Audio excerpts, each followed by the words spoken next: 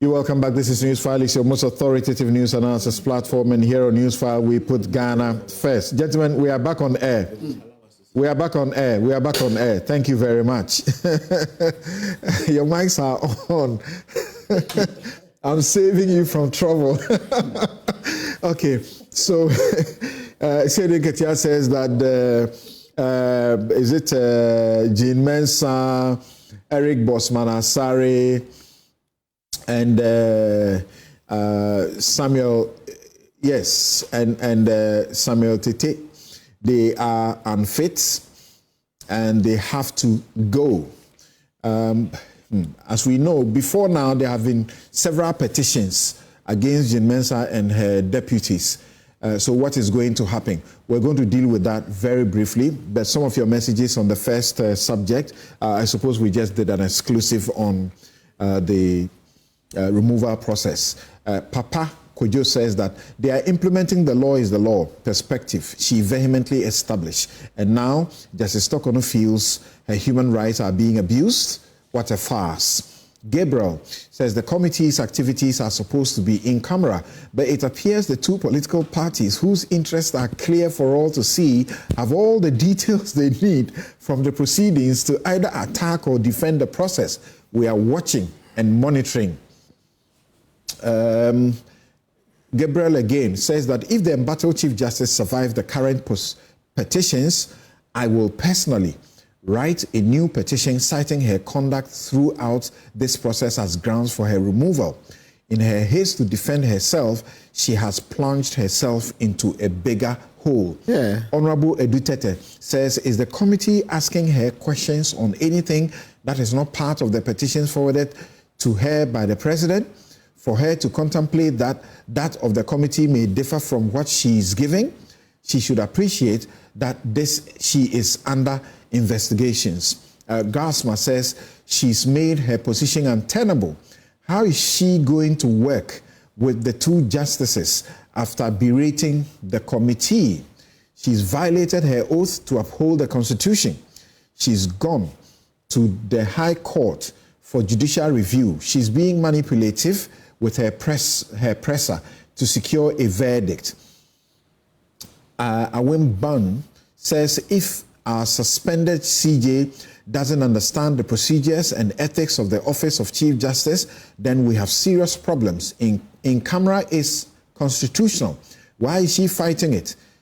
She's fighting hard because super minority members are for her. We will. Let's roll. We will. Well, let's roll. God bless Ghana. Aram Glow says that is entitled to call the CJ's absence at her first hearing as irresponsible. What did she expect when you bring an in-camera proceedings into the public? Okay, so please, yeah, whatever. Whether Senor is entitled or not, I disagree with him. Peter Doe Jr. says, I can't imagine the Chief Justice suddenly doesn't believe the judiciary she is presiding over. Wow. Has she said that? She says she's filed a case in the court, please. By the way, her response, her reasons for not resigning is it a valid point? Yes, she mentioned the law that whilst the proceedings are going, you cannot resign. Akilu Fantiakwa Begro says the suspended Chief Justice is only validating the fact that the very judicial system she supervised is actually ill. Her removal will surely reset the judicial system. The young magician says it's really telling that all the judges and well-meaning Ghanaians are quiet about what is happening to the office of the Chief Justice. Yeah, when this process eventually succeeds, we will set a bad precedent and likely make the CJ's office coterminous with that of the president.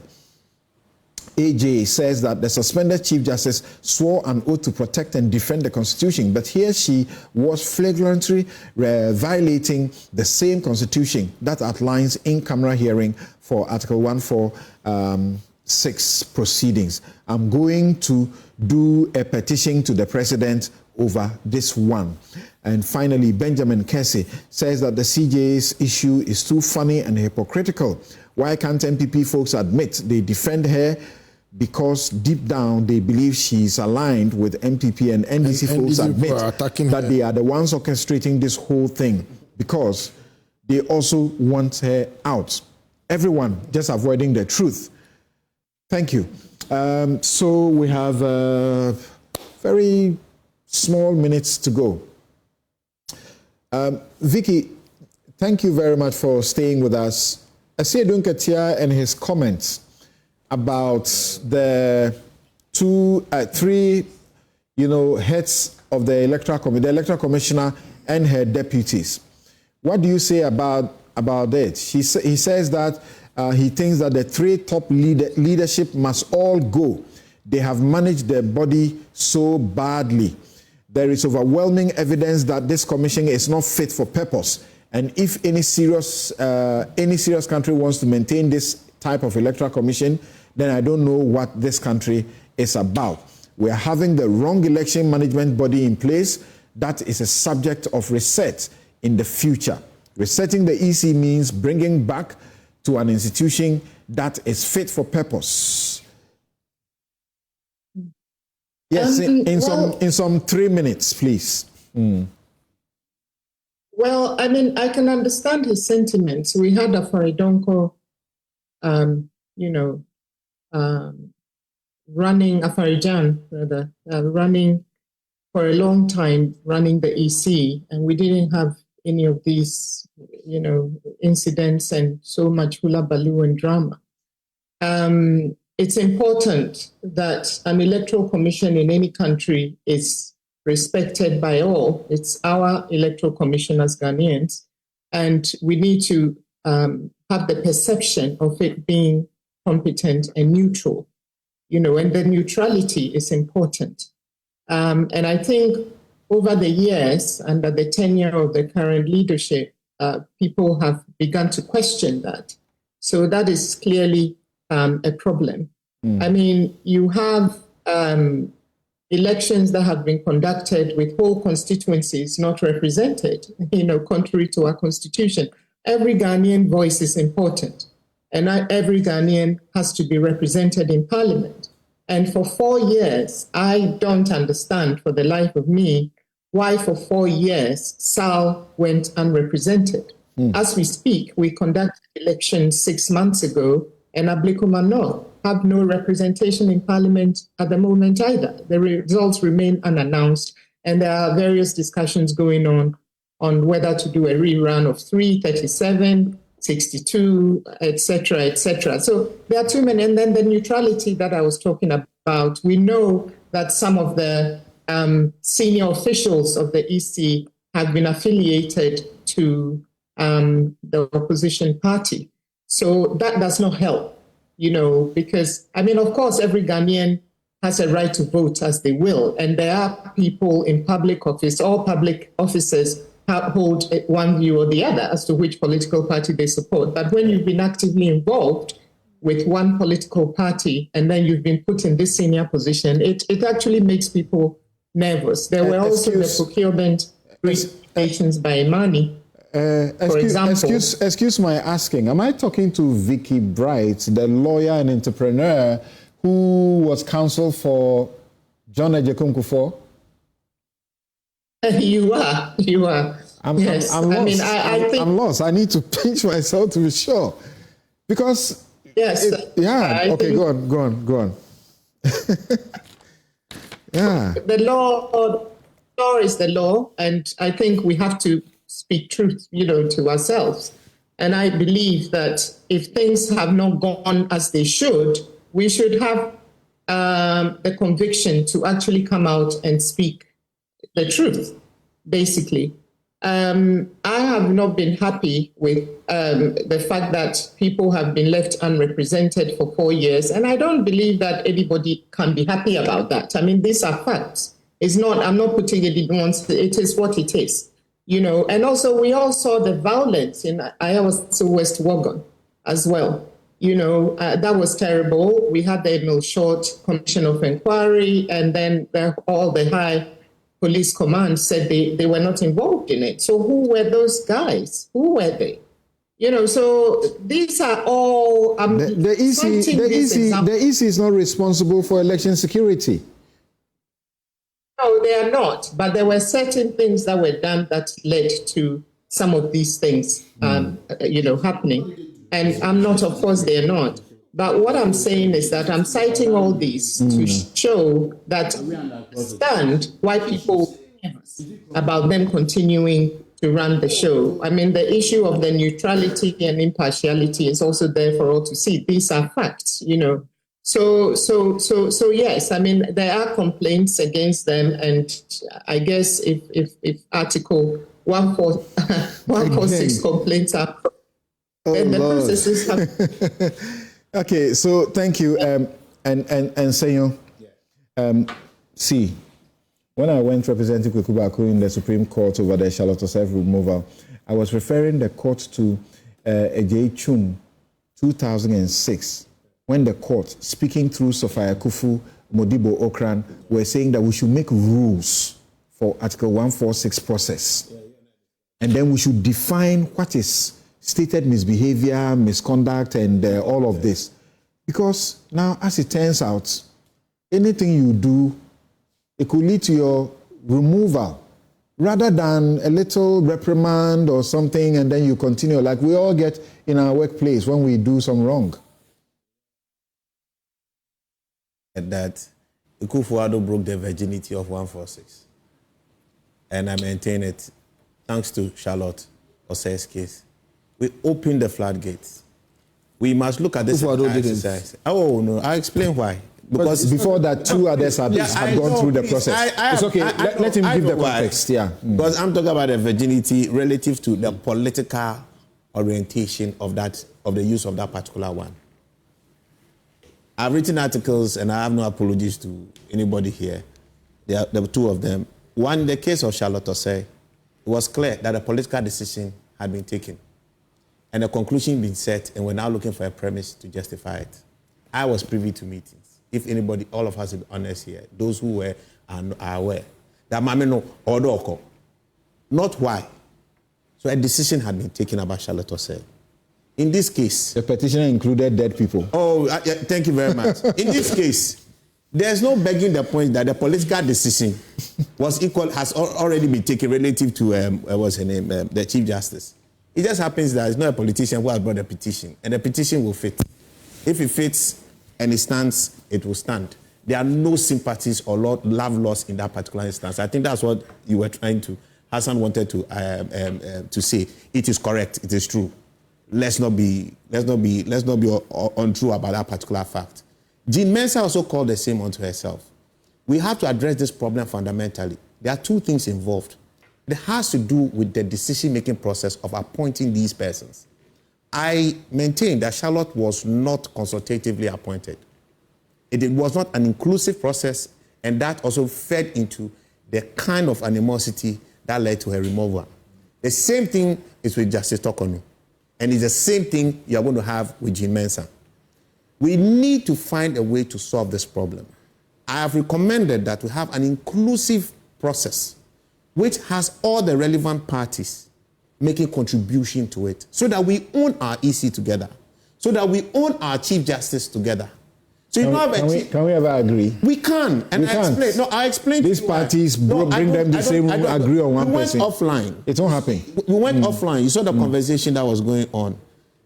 Despite everything, they are friends. Yeah. And all of us were talking about another friend, right, who is not necessarily politically aligned to all of them at the same time. That's and everybody's interested in trying to help.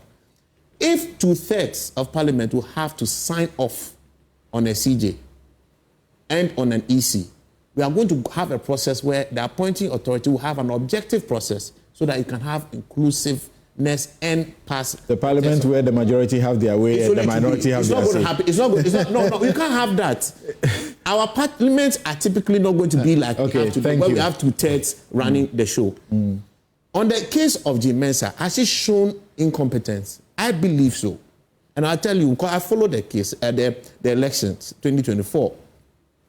The fundamental thing of trying to even keep the pink sheets, the pink sheets when you're after the account at the polling station, to cure a fundamental problem, which Afarijan had always said, winning an election is at the police station. So to create transparency, let's make sure everything is posted at the police stations. We hardly had that across. Okay, we don't have time. And outside of that, you talk about the Sal matter, you talk about the ongoing Ablekuma. There are reasons. But you and I, while we can find a reason, the truth of the matter is, its undertones are political. Hassan. Samson, thank you. I think that this matter has to be... You say it's playing out like the CJs, right? We should just be very objective and then factual about this situation. The chairman of the NDC has come out openly. What we thought was a rumor, unthinkable, Has been formalized. has been now said publicly. The cat has been let out of the bag. So now we know that there is an attempt to remove, because Charlotte was removed. So Jude Mensah must also be removed. But you know before now that there have been petitions against these people? Yeah, but there have been petitions because some decision has been taken that we must purge the Electoral Commission. Now they're saying that we should remove all of them. Now Charlotte was... The chairman and her two deputies. Exactly. Charlotte was removed because of procurement breaches. Now, elections have been held, Ablekuma North. Now, I've been told that Ayawaso West Wogon by-election that was held, and there was violence that happened at that area. Electoral Commission has to be blamed for it. You can't blame Electoral Now, Commission. you are blaming even Electoral Commission for Ablekuma North. That's Ablekuma North, that's wrong. Destruction of, ballot materials and so on and so forth. And the violence that happens on election day is blameable on the Electoral Commission, so she must go. But you see, in any event, the NDC should be the first to even commend this Electoral Commissioner. Because in spite of whatever happened, you were able to get an emphatic mandate. That means that not whatever the Electoral Commissioner even does.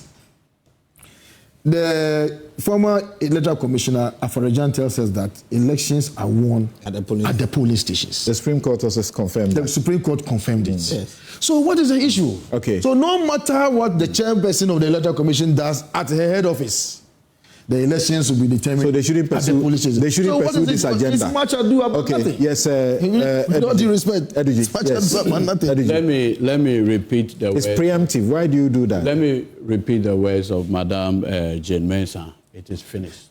And repeat the words of Joseph.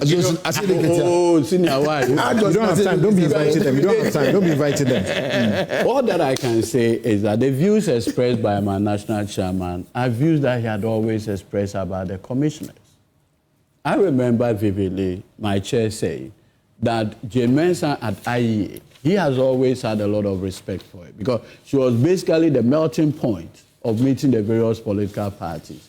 Subsequently, having become the commissioner, the conduct that she put never lived up to my national chairman's expectation, both as general secretary of our party and national chairman. It's a view that he feels strongly about. Look, my party... The Afrobarometer report actually supports that. There's confidence has dropped. Our time is up. But you see, my chair has always maintained that, look, when Anado brought in this doctor, what's the name? Apiahene. We've expressed very strong sentiments about it. CDD also did. Odeo also did. And they didn't listen. So consistent with that view is what my chairman has said. But what is important is anybody, be it the commissioners or who, their removal processes are not at the whims and caprices of you or politician. Yeah. It is the Constitution. So ultimately, the threshold that the Constitution sets, if that threshold is met, that is it. And in any case, the petitioners are Imani. Imani is a think tank that has established its own credibility over the period. I've never seen a think tank where diversity exists within the same organization like Imani. We saw petitions before Imani. But I'm saying that, granted that there's the Imani one. Why? Kofi Bento is an avowed supporter of Dr. Baumia. He is a vice president. Bryce Simon, very spirited, knowledgeable Ghanaian. He's a member. Franklin Kujo. Where is and his lineage? I don't know. I don't know. It depends. I don't know. At least the situation at least, specific. no, at least I know that of my senior. Okay. But the point, so that I conclude on. Yes. I think that ultimately any decision of that nature would have to comply with the strictures of the 1992 Constitution. Something, just Thank you very much. I'm sorry. I know we didn't get Galamsey, but there's a great thing that's happened. The national thing, there's a committee that's been put in place. I think as Ghanaians we should support it and help fight Galamsey. And I commend Ama Kofi Boa, the 9 Okay, the National Anti-Galamsey Commission or something committee. Thank you very much. My guests have been Godwin Eduji Tameklo, who is lawyer and acting chief executive officer, National Petroleum Authority, NPA. He is also the director of legal for the NDC. Hassan Tampuli is MP Gushon and deputy ranking member, Constitutional and Legal Affairs Committee of Parliament. Musa Ahmed, who joined us earlier, head of Ahmed Legal Consults. Senyo Husi is convener, One Ghana Movement. He's also with the Ghana Coalition Against Galamsey. He's an economic policy, analyst. Victoria Bright is lawyer and entrepreneur. Many of you have shared messages with me and you were asking me, are you sure she's the one you are talking to? Yes, she says she's the one who was lawyer for President Kufuor. And she says that this is the kind of Ghanaian she wants. Not that because you belong to a party, if the party does wrong, you should still support it. My outfit, many of you talking about my outfit, is by Konati Clothing, 0244 676732. 0244 676732.